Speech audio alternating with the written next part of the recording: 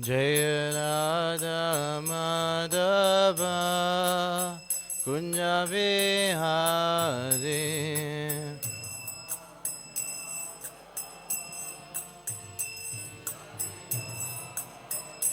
Jaya Radha Madhava Kunja Vihari.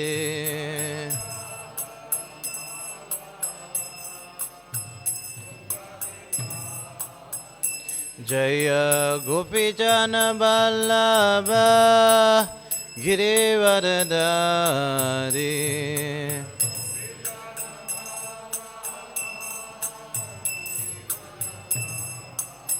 Jaya Gopijana Vallabha Girivardhari.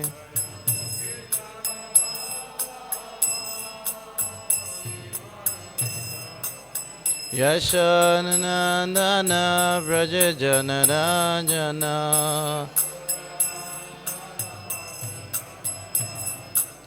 Yashanandana Vraja Janarajana.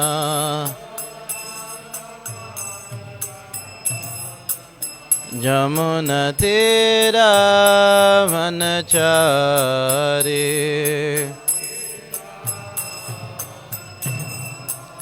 Jamuna Tira Vanachari.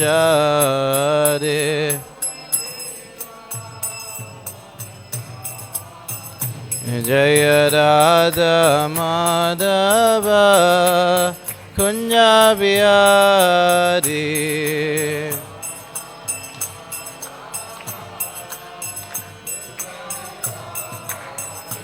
Jaya Radha Madhava Kunja Vihari.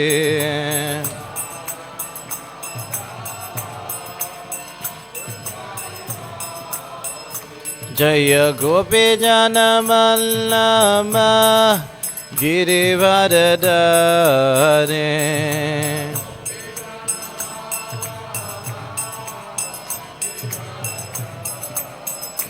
Jaya Gopijana Vallabha Girivardhari.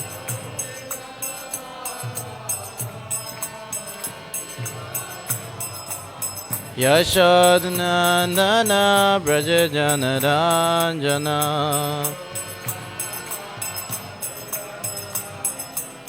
Yashodhanandana Vraja Janarajana.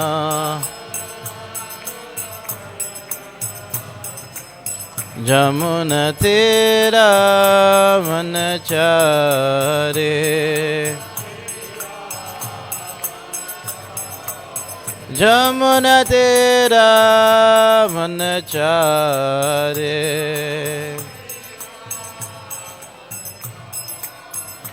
Jaya Radha Madhava Kunja Vihari.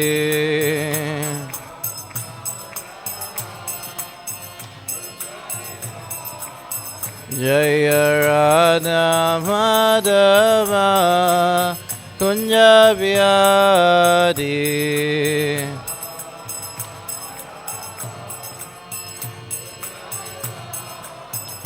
Jaya Gopijana Vallabha Girivardhari.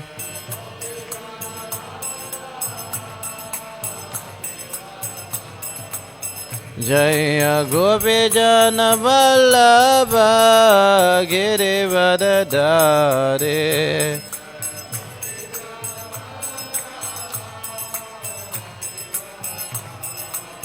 Yashanandana Vraja Janarajana.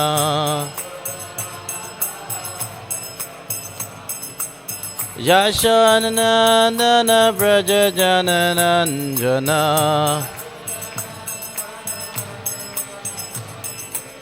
Jamuna Tira Vanachari.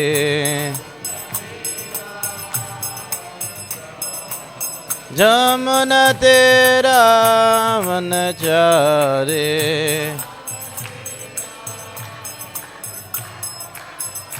Hare Krishna, Hare Krishna, Krishna Krishna, Hare Hare, Hare Rama, Hare Rama, Rama Rama, Hare Hare.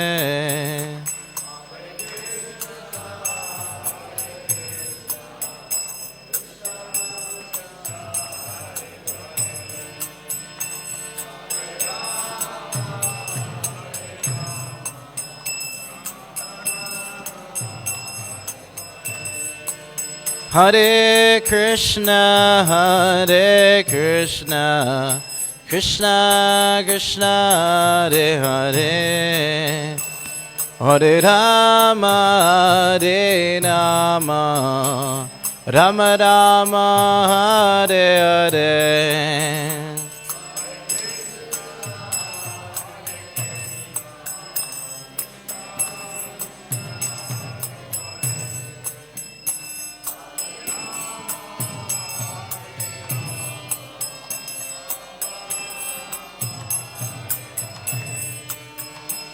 Hare Krishna, Hare Krishna, Krishna Krishna, Hare Hare, Hare Rama, Hare Rama, Rama Rama, Hare Hare.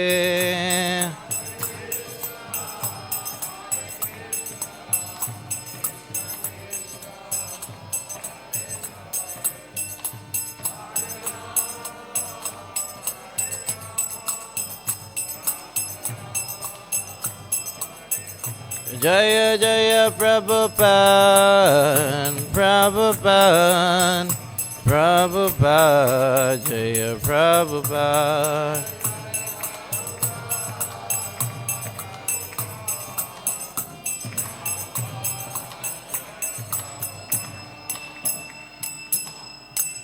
Srila Prabhupada ki, Kantaraj, Srimad Bhagavatam ki, Nitai Go, Premanandi.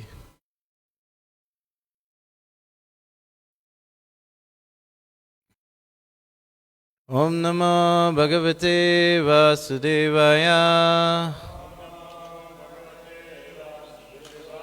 Om Namo Bhagavate Vasudevaya.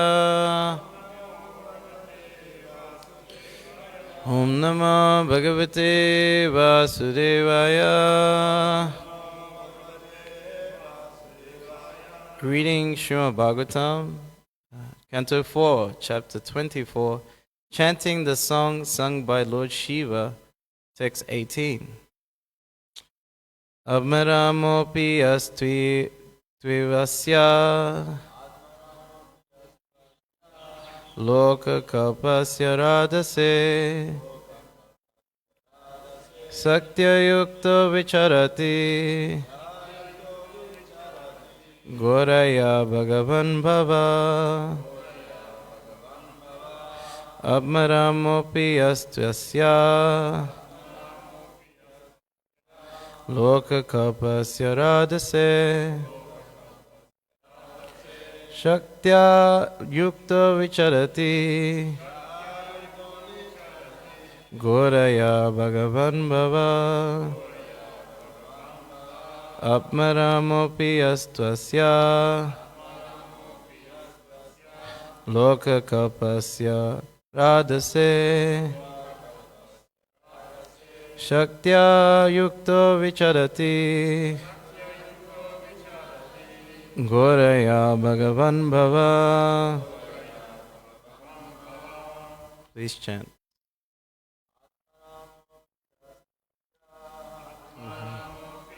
Tasya Radase Yukto vicharati Goraya Bhagavan Bhava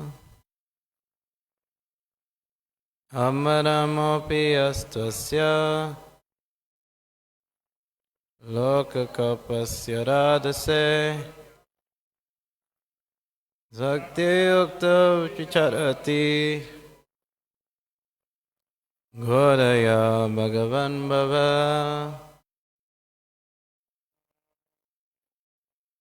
Amarampi Yastasya Lokakapasya Radhase Shakti Yukta Vicharati Godaya Bhagavan Bhava Amarampi Yastasya Lokakapasya Radhase Satyayukta Vicharati Godaya Bhagavan Bhava Ammanopi Astasya Lokakapasya Radhase Satyayukta Vicharati Godaya Bhagavan Bhava. Word for word. Atma Aramaha, self-satisfied. Api, although he is. Yaha, one who is. Tu, but. Asya, this. Loka, material world. Kapasya, when manifested. Radhase, for the matter of helping its existence. Saktya, potencies. Yuktaha, being engaged. Vicharati, he acts. Goraya, very dangerous. Bhagavan, his lordship. Bhavaha, Shiva. Translation and purport by His Divine Grace, A.C. Bhaktivedanta Swami Srila Prabhupada Ki. Lord Shiva, the most powerful demigod, second only to Lord Vishnu, is self-sufficient. Although he has nothing to aspire for in the material world, for the benefit of those in the material world, he is always busily engaged everywhere and is accompanied by his dangerous energies like Goddess Kali and Goddess Durga. So this purport is like 2 pages long. So what I'll do, I'll break it up and speak after each paragraph. Is that okay? Okay. Purport. Lord Shiva is known as the greatest devotee of the Supreme Personality of Godhead. He is known as the best of all types of Vaishnavas, Vaishnavam Yata Shambhu. Consequently, Lord Shiva has a Vaishnav Sampradaya, the disciplic succession known as the Rudra Sampradaya. Just as there is a Brahma Sampradaya coming directly from Lord Brahma, the Rudra Sampradaya comes directly from Lord Shiva. Lord Shiva is one of the 12 great personalities, as stated in Srimad Bhagavatam, Swayambhu Narada Shambhu Kumar Kapila Muni, Palada Janako Bhishmo Bali Vaisaki Vayam. These are 12 great authorities in preaching God consciousness. The name Shambhu means Lord Shiva. His disciplic succession is also known as the Vishnu Swami Sampradaya, and the current Vishnu Swami Sampradaya is also known as the Vallabha Sampradaya. The current Brahma Sampradaya is known as Madhva Gaudya Sampradaya. Even though Lord Shiva appeared to preach Mayavad philosophy at the end of his pastime in the form of Sankaracharya, he preached the Vaishnava philosophy, Bhaja Govindam, Bhaja Govindam, Bhaja Govindam Mudamate. He stressed worshipping Lord Krishna or Govinda 3 times in this verse, and especially warned his followers that they could not possibly achieve deliverance or mukti simply by word jugglery and grammatical puzzles. If one is actually serious to attain mukti, he must worship Lord Krishna. That is Sripad Sankaracharya's last instruction. Umagyantimidandasya jnananashalakya chakshumitam yena tasmai Shri Gurave namaha. Shri Chaitanya Mano Vistam Stapitam Yena Bhutya Swayan Rupa Garamaya Dadati Swavadantikam Yata yata yata yasmin duskaram sukaram bhave visute vipiyate shashi chitanyananamitam. Vanchakalpatarubhischa kripasindhubhyevacha patitanam pavnebhyo vaishnavyo namo namaha. Jai Shri Krishna Chaitanya Prabhu Nityananda Shri Advaita Gadadhar Shivasari Gaura Bhaktivinoda. Hare Krishna, Krishna Krishna, Hare Hare, Hare Rama, Rama Rama, Hare Hare. We should understand that Lord Shiva is the greatest Vaishnava. But it's very hard to understand the mind of the pure devotee. A mental speculator cannot understand the position of great devotees, and Lord Shiva is one of them. We see that he even has his own sampradaya. So there are four bona fide Vaishnava sampradayas emanating from Lord Brahma, from Lakshmi, from the four Kumaras, and also from Lord Shiva. So he has mentioned the Rudra Sampradaya, now known as the Vishnu Swami Sampradaya. So he is the modern Acharya for that Sampradaya. You can find his commentaries on the Bhagavad Gita online, bhagavadgita.org. So they have the commentaries from the four Sampradayas. So they have commentaries by Vishnu Swami. So you can have a look, very nice actually. And also commonly known as Pushti Marg.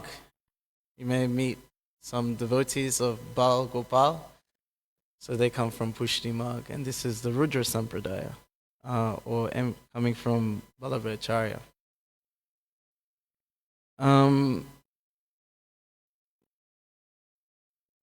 We have an incident in the Chaitanya Charitamrita where Lord Chaitanya met with Balabhacharya. Balabhacharya wrote his own commentary on the Bhagavatam. But it wasn't accepted by Lord Chaitanya. It said that Balabhacharya looked like a duck among swans, among the followers of Lord Chaitanya Mahaprabhu. Yes, but he has his sampradaya and they are worshipping Krishna. Here it's mentioned that Lord Shiva appeared as Sripad Shankaracharya to preach Mayavadi philosophy. Actually, he was instructed by the Lord to do this, which sounds interesting. Why would he come to preach a philosophy against the worship of the Supreme Lord? A philosophy that was offensive to the Supreme Lord. So if we look back into the history, we start with the appearance of Lord Buddha. So Lord Buddha appeared because everyone was using the Vedas for, indiscriminate animal slaughter. In the Vedas, they have animal sacrifice, and the purpose of the animal sacrifice was to test the power of the mantra and the purity of the brahmanas. So they would get an older animal, even a cow, put it into the fire, chant a certain mantras, and it would come out in a new young body or even in a human body if it was done properly. It's kind of, I guess the crude example in modern times is animal testing of like cosmetics or something, to see if it works, right? And they'll test it on rabbits or whatever else, and just to make sure it doesn't hurt the humans. Obviously there's bad karma attached to that. So if the brahmana wasn't pure and didn't chant the mantra properly, then obviously the animal would die and they would get the karma. But those who were doing such sacrifices, they were just doing it to eat the animal, just for the sake of killing animals. So the Lord appeared as Lord Buddha. And he was this enlightened personality, and they saw this, that he was very enlightened. And he is known to bewilder the atheists. Even though they were following the Vedas, they weren't following it for the purpose of worshipping the Lord. So they were considered atheists.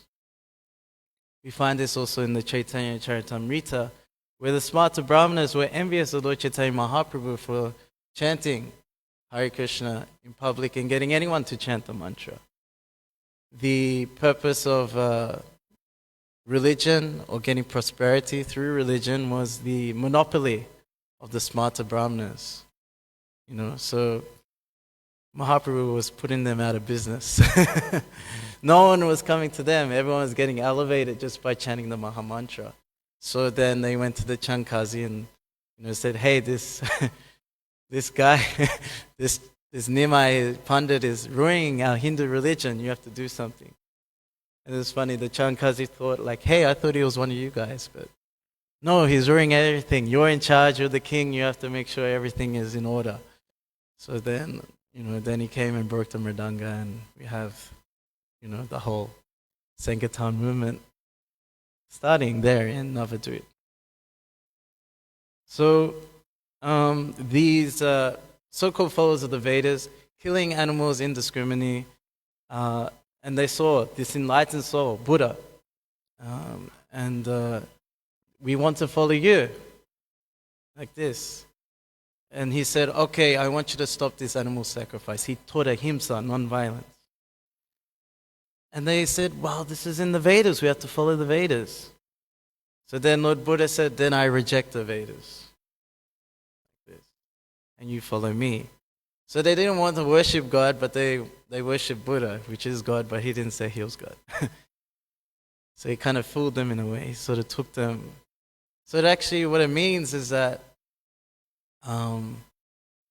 the animal killing is actually worse than atheism. Lord Buddha preached sunyavad, that the ultimate goal is the void, zero. There is no God.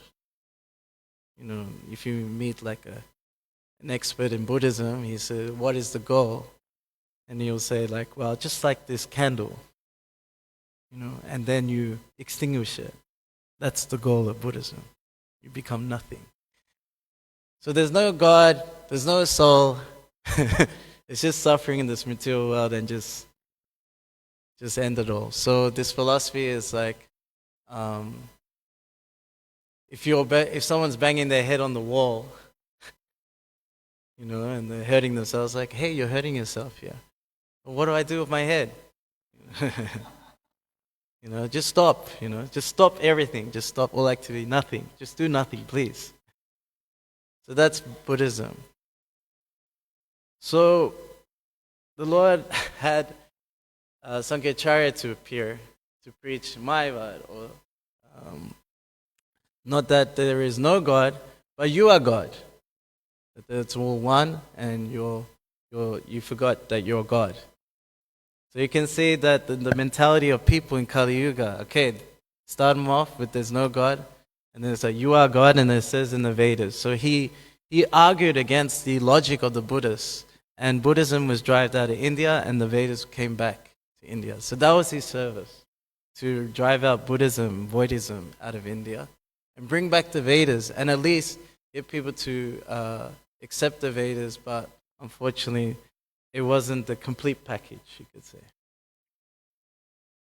Then coming after Sankaracharya was Ramanujacharya and Madhvacharya.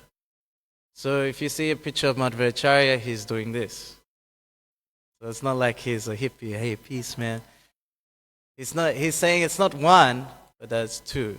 It's the Jiva and Ishra. It's us and the Lord. We are separate.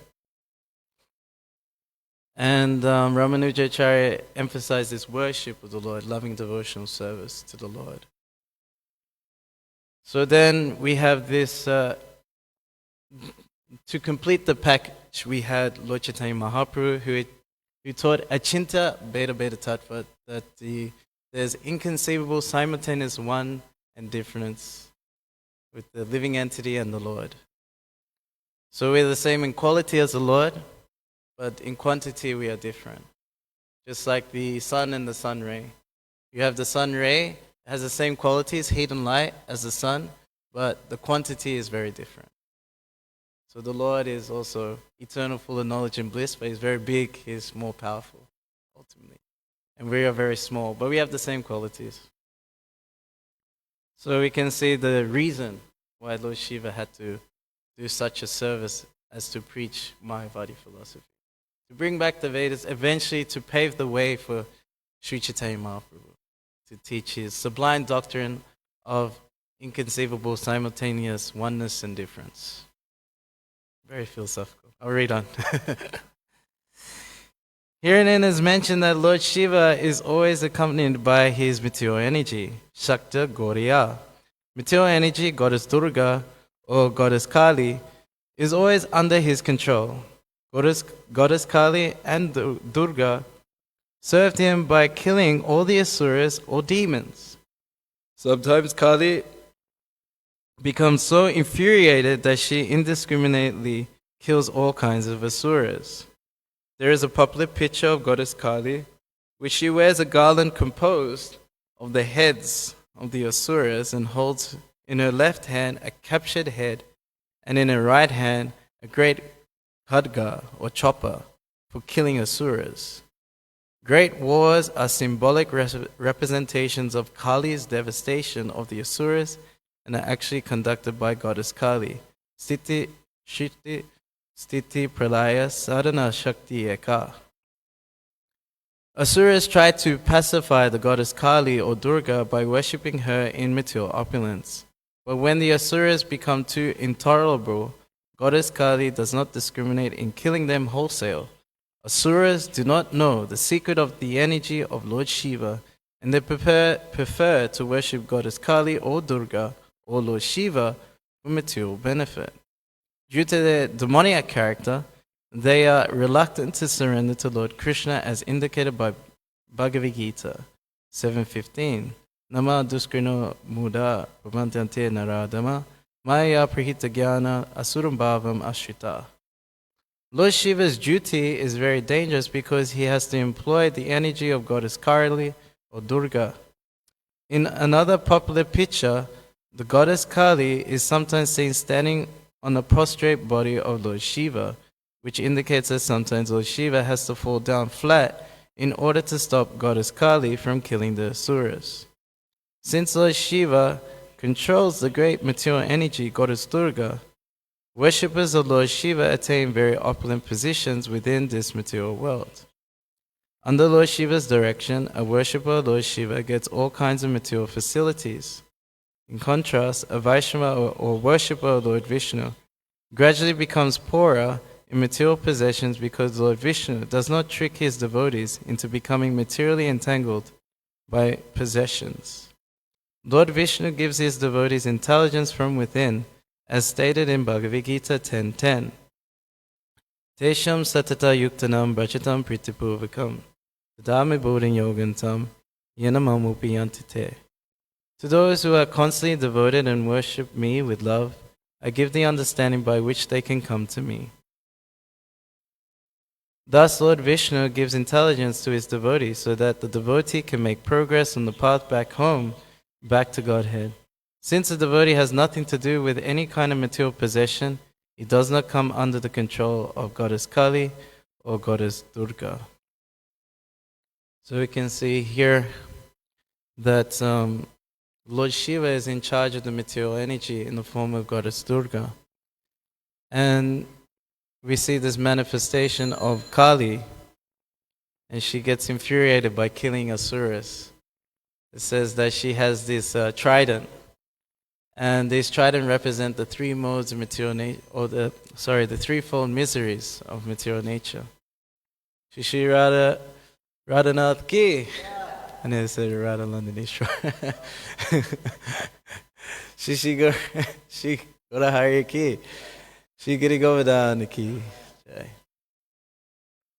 So we see that Goddess Kali, she is infuriated with the non-devotees.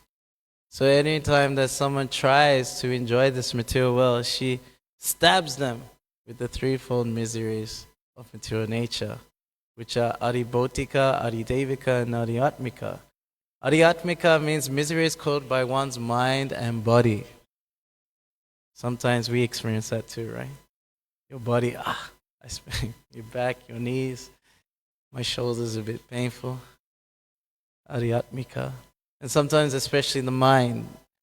Many people, the mind is causing so much pain, suicide is going up because the mind just is giving them such a hard time that they think they can end the suffering by what the mind is giving them, so much tribulation. Adidevika, misery is caused by natural disturbances. I thought Durban was supposed to be warm. It's so cold here, what the hell? We're in Cape Town, yeah.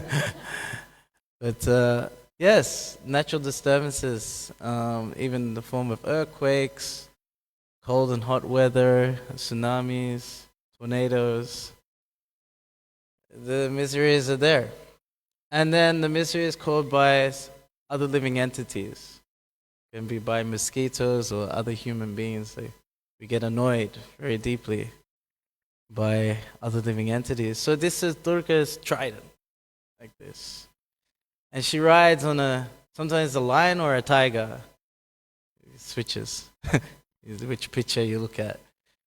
But the nature of these animals are you cannot defeat them. They're undefeatable. If you try to take on the material energy, you'll be defeated. How many people have come and gone trying to take over the world? With their dictatorships, with their military prowess. And there's a song by Mother Earth, and she says, so many have tried to rule me, but now they just remain as a list of names in history. They've always fallen down. And we can see that in the pastime of Jad Bharat, he already lived 2 lifetimes as Bharat Maharaj and then as a deer. And then now he didn't want to risk being distracted by the material world in any way. So he was fully internal and he didn't engage in the external world. So he was born in a Brahmin family, and his father tried to train him to become a very good Brahmin, but he just did everything opposite. He didn't want to be socially acceptable. And his siblings didn't like him very much. When his father passed away, they took over the field that his father owned, and they employed him as a scarecrow. He's like, yeah, whatever. They would give him like old dried up rice, and he'd just eat it. He wouldn't care. He didn't care about any bodily necessity. But he was always internally worshipping the Lord. So, at the same time, there were some dacoits. And dacoits are like gundas, mafia, whatever. And they worship goddess Kali.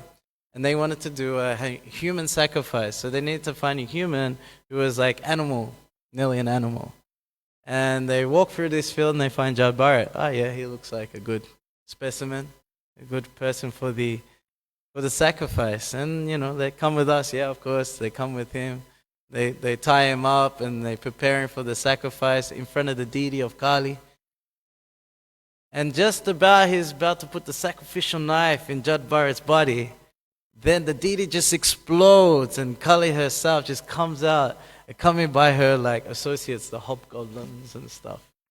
And she just starts chopping all their heads off, and the blood is spilling out, and the hobgoblins are drinking the blood from the heads and everything like that.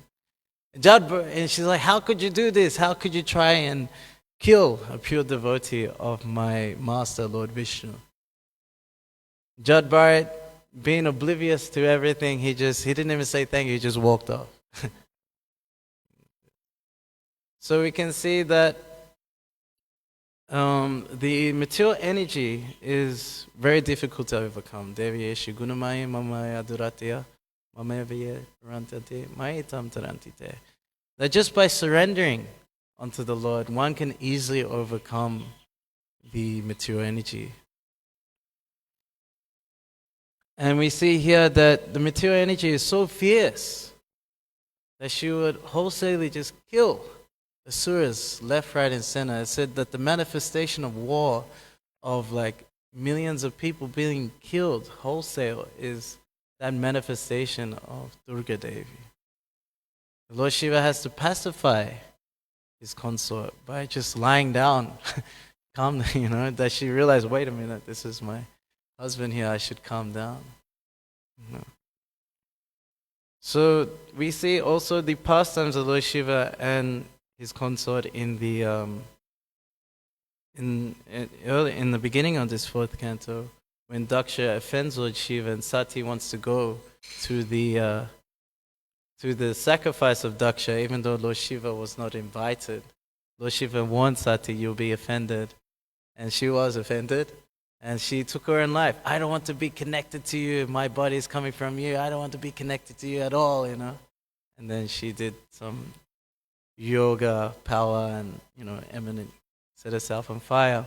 When Lord Shiva found out about this, he started cackling, laughing like anything, pulled out a dreadlock, and then this demon, Virabhadra, appeared and went with Nandishwara and the other hobgoblins and went.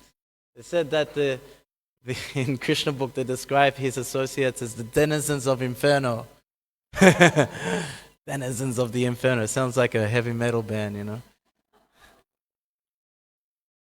And they went to the sacrifice of Daksha, and they fought with the Brahmanas, and these Brahmanas, Brigu, they had like they threw something into the fire, and they had their soldiers, and they were fighting, and they captured, the different Brahmanas. Someone had got their teeth punched out, another guy, it was like a whole battle going on, and they caught Daksha. This Virabha caught Daksha, put his head where you would sacrifice an animal. And then he was trying to cut his head. It was really hard, because he was so powerful personality. Daksha eventually cut his head off.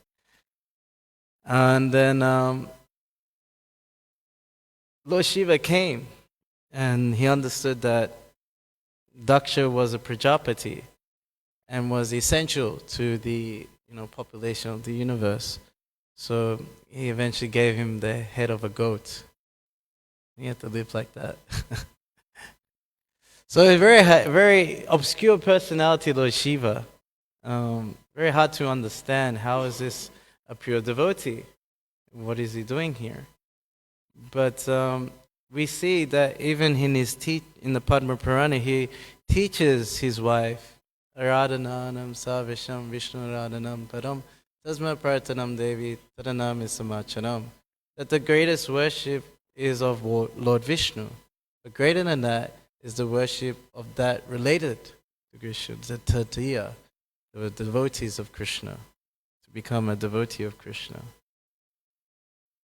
So this is the best way to become opulent, actually.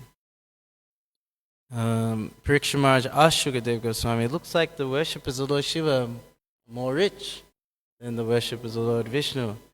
But Lord Shiva, he lives under a different tree. He stays in the crematorium. He's living like a poverty-stricken person. But his followers are rich. Whereas those who worship Lord Vishnu, they are more poverty-stricken. They're considered like sadhus. They're living in the street begging like this. So I don't understand. So then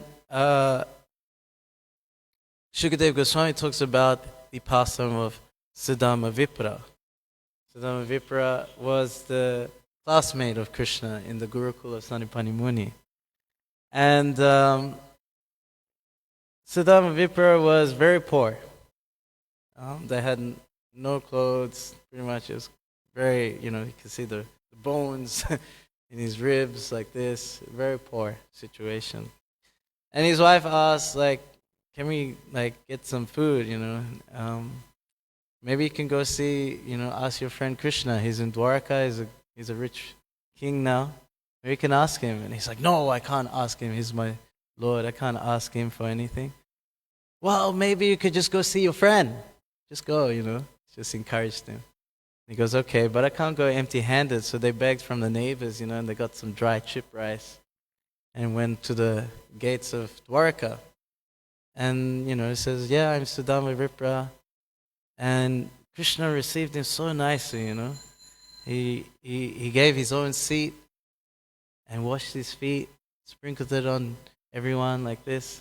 All the queens wondering, who is this raggedy person, that Krishna is worshipping and embracing.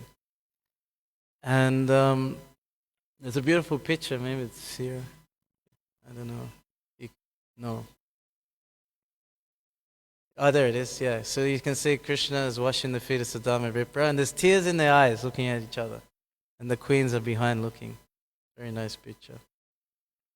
So they were reminiscing of their pastimes in the Gurukul. Remember, we had to fetch firewood for the yagya, for our spiritual master. Yeah, I remember.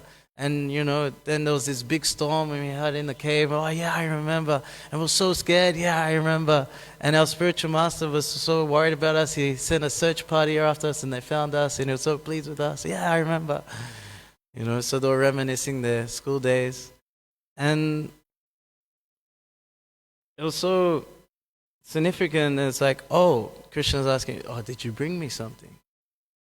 And he's like, he felt embarrassed. No, I didn't bring anything. Yes, you did. You brought something. He's like fighting him and he snatches the chip rice like this, And then he's like, starts eating it like this. And Sudama Rip is like, no, how could I, can you imagine like anyone eating such like dried up chip rice, What to speak of like my Supreme Lord, how could he eat it? And he's eating it and he's loving it. He's tasting like the devotion behind it. And then Rukmini, who's the goddess of fortune, she stops Krishna. She's like, no, don't take any more. Because if you take any more, I will be a slave in the house of this Brahmana. Because he's giving you so much pleasure. That's my job. Now I have to be a slave to him. He's giving you so much pleasure. They stopped him. And Sudama Ripra, he didn't ask anything, actually. He was just wondering, how can I do some service?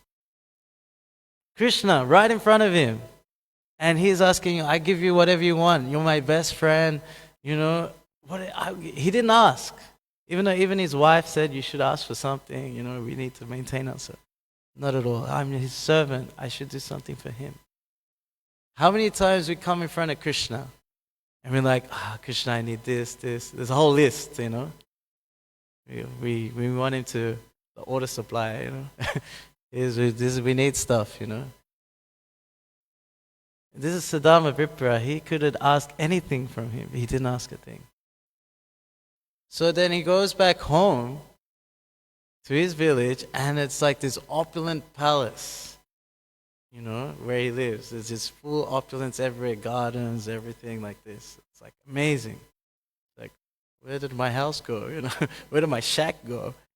And then coming from the palace, there's like this beautiful lady dressed in like opulent jewelry and everything. His children all dressed up, everything. It's like, who's this beautiful woman coming to receive me here, like that. And it said, Vishwanath Chakravarti said, Vishwanath Chakravarti Thakur says in his commentary that even though everything that he owned turned opulent, he still looked raggedy, so his wife could recognize him. And then when the wife came to receive him, she just stood there because she knew what happened, and she embraced him within her heart and let her children go in to receive their father. So Krishna, he will not make his devotee opulent unnecessarily. We see the worshippers of Lord Shiva, especially the demons like Jarasandha, Ravana, Vikrasura. The person of Vikrasura is very interesting. He wanted the benediction that if he would touch someone's head, it would break apart like this. So then what he would do, he would eat all this ash. And he was asking Lord Shiva, please. Or he was doing a sacrifice like this. So then Lord Shiva didn't come. So then he started cutting his own flesh in, throwing it in for Lord Shiva to appear. It didn't appear. And he's like, okay. You can imagine the extremity of this guy's determination. Okay, then I'll cut my own head off like this. So then, like any ordinary person, if you saw someone like jumping off a bridge, you'll save them, So then Lord Shiva had compassion. He came out of the fire and stopped him from chopping his own head off. He goes, okay, what do you want? Because Lord Shiva is known as Ashutosh. He's easily pleased but easily angered. What would you like? And he goes, well, I would like this benediction, the head-touching benediction. And he goes, okay, Tatastu, you have it. And then he goes, I want to test it. So he was thinking, The rascal, he was thinking, I will touch on the head of Lord Shiva and I will enjoy his concert for myself. This is the mood of the demons or the demigod worshippers. They don't care about pleasing the Devata. They don't care about pleasing the Lord. It's just business. What can I get for me? And then throw the demigod in the bin like this. So he chases Lord Shiva all over the universe. And Lord Shiva eventually falls to the feet of Lord Vishnu, please help me. And the Lord appears as this brahmachari, and he's very charming. And he goes, my dear demon, like, what are you doing? He goes, oh yeah, I got this benediction from Lord Shiva, and I want to test it on him. And he's like, Lord Shiva? He's a really weird guy. I mean, he lives in a crematory, and you sure it really works? Maybe somehow he charmed him in such a way. He's like, touch your own head. Like, it doesn't work. And he touched his own head, and then he died. And he saved Lord Shiva. So the devotees, they have greatest respect for Lord Shiva, actually. We worship him as the greatest servant of Krishna. And Lord Shiva actually is very dear to the devotees. You can pray to Lord Shiva to become a better devotee of Krishna. Like this. We don't worship him as if he's on the same level as Krishna. He doesn't like that. And many of us coming from Hindu background, with worship of all these different demigods like Ganesh and Durga and Lord Shiva. And we think like, okay, we come to Krishna and in ISKCON they're like, no demigod worship. No. And we sort of feel bad. What if the demigod gets angry at us? Like this. So I heard an example by Swami Peru that he gave the example of like traditional marriage, So the daughter is given to a man and they marry, and she moves away from home and she lives in the house of the husband. So she's there, and then she sort of feels like, oh no, maybe I turned my back on my family. I'm just looking after my husband and his family now. And then she goes back to her house. What would her family say? What are you doing here? You left your home? You left your husband? No, I felt bad. I'm not serving. No, you go back. Like this. You serve your husband faithfully. So in the same way, when someone who's been worshipping demigods before, and they finally come to Krishna, their worshipful Lord, they feel very happy for that devotee. They want to help that devotee. Like that. Like, you finally did it right. This is the best thing you can do in your life. Like this. Just like, the family is happy if the daughter is away from home and serving the husband and being dutiful there.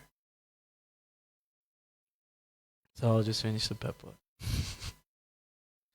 Lord Shiva is also in charge of the tamagun, or the mode of ignorance in this material world.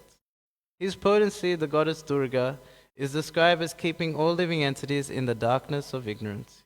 Yadevi sarva bhuteshu nidra rupam samstita. Both Lord Brahma and Lord Shiva are incarnations of Vishnu.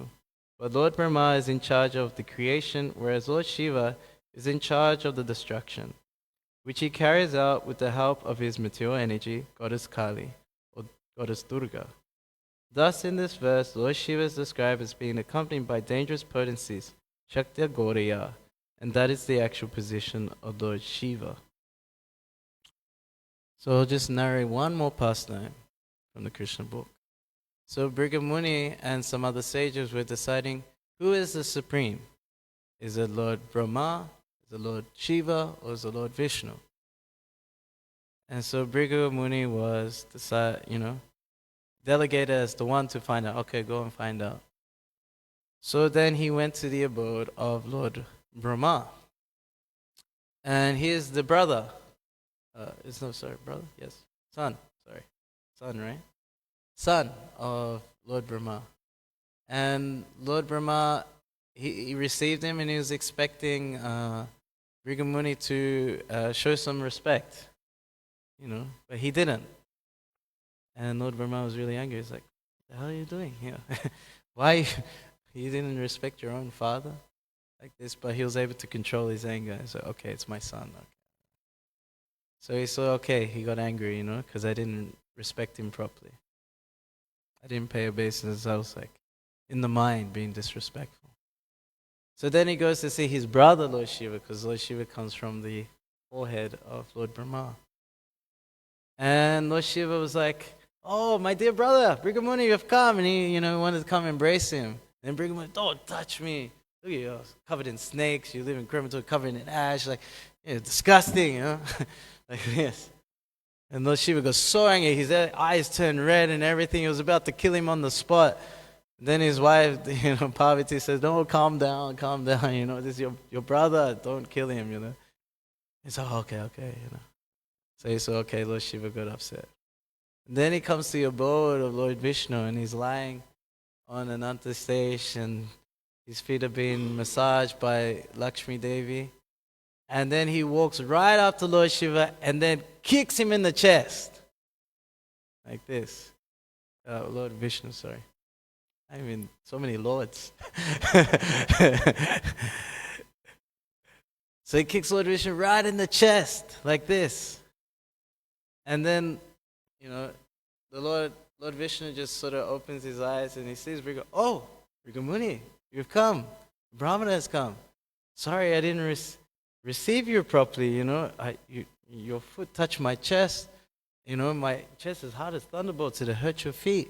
And he starts massaging his feet like this. He goes, you Brahmanas are the most worshipful people. I mean, I would do anything for you, pretty much, like this. It was like a whole statement by the Lord, and Brigamuni was in tears like this, of ecstasy, out of seeing the tolerance of Lord Vishnu like this. Lord Lakshmi Devi wasn't too happy about it. She cursed the Brahmanas to always be poverty-stricken because of this. But Lord Vishnu very proudly carries this mark of Lord Brigamuni's feet on his chest to always remind others how worshipful the devotees are. So Brigamuni's conclusion was that, yes, Lord Vishnu is supreme because he has supreme tolerance. Like that, out of the three deities. So I'll stop here. It was a big purport, a lot of information. If anyone has a question, you can ask.